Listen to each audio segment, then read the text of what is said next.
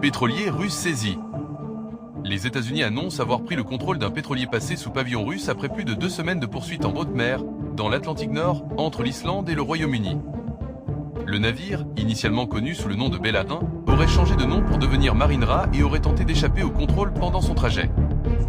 Washington présente cette opération comme une application stricte de ses sanctions, dans le cadre de sa pression maximale liée au Venezuela et aux navires soupçonnés de contourner ces sanctions. Cette saisie intervient dans un contexte explosif où Donald Trump multiplie les démonstrations de force après avoir capturé Maduro, menacé Cuba, l'Iran et même le Danemark pour le Groenland. La Russie, de son côté, suit la situation de très près et aurait même déployé des bâtiments militaires dans la zone au moment de l'opération américaine. Certains médias évoquent la présence d'un sous-marin russe pour protéger la flotte fantôme utilisée pour contourner les sanctions occidentales.